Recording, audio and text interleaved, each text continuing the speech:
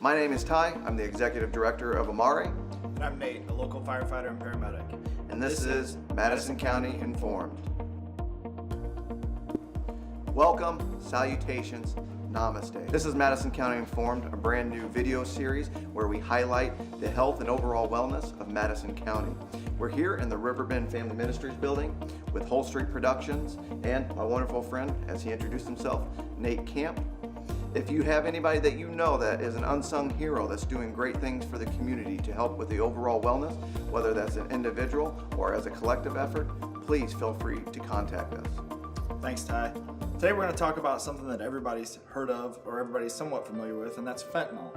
Unfortunately, the opioid epidemic is alive and well here in Madison County, and although we've seen somewhat of a decrease in heroin-specific related overdoses, the amount of calls that we're responding to involving fentanyl continue to rise. There's been several just within the past week in the Riverbend area, and one that I worked myself yesterday. Some of you are familiar with fentanyl, and some of you may not be familiar with fentanyl. One thing to know about fentanyl, it's 50 times more potent than heroin, and it is 100 times more potent than morphine. The CDC describes fentanyl in two different types of classifications. One, pharmaceutical brand. This is where it gets prescribed and is being used to be treated for chronic pain.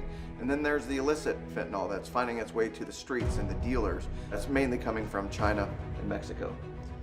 Ty, I know you remember last year the tragic few days where we had an outbreak of overdoses related to cocaine that was laced with fentanyl. Unfortunately, when you're buying drugs on the street, you just really never know what you're getting. Our Madison County Coroner, Steve Nunn, released the 2018 report, and it's another record-breaking year for overdoses here in Madison County. Over 109 so far that we know that are overdose deaths, and 61 of those are related directly to opiates, with those numbers potential to rise as more lab results come back. And again, there has been cases, like Nate said, that cocaine has been laced with fentanyl. Even we're hearing that marijuana is being laced with fentanyl. We're not trying to create any type of moral or community panic, but if you or a loved one needs help and you're ready to seek treatment or seek some type of resources to get the ball rolling in your own personal recovery, please feel free to contact us. Let's talk real quick about what to do in case of an overdose. First and foremost, we want you to call 911 and get professional emergency services on the way. If you have in-home Narcan, do that after you've called 911. We never know how many doses it's going to take of the Narcan to reverse the effects of this fentanyl, and oftentimes the fentanyl can last longer than the Narcan, resulting in another overdose after the fact. The injuries and death caused by an opiate overdose are due to lack of oxygen to the brain, so if you have CPR training or can provide rescue breaths, that may be appropriate also. And again, it is very, very important to call 911. You never know the situation you're going to be in. Maybe there's a few of you there. If there are, have one person administer Narcan, have another individual call 911. Because once the medical professionals get there, whether it be the firefighters or the EMT, they can provide proper medical treatment.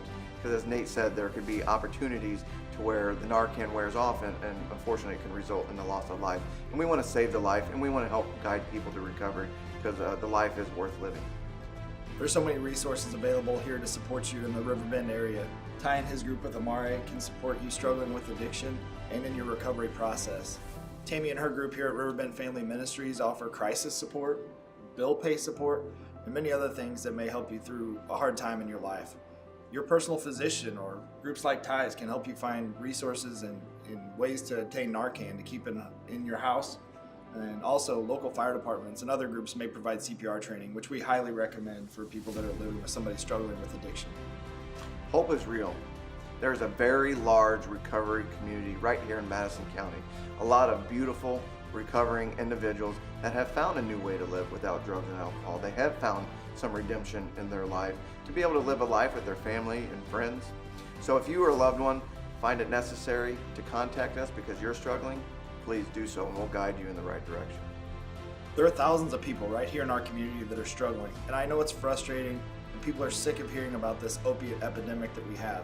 But please, let's support the people that need it the most. Love loudly, love strongly, and most importantly, love selflessly. We can, we do, and we will recover. It's always been a we thing.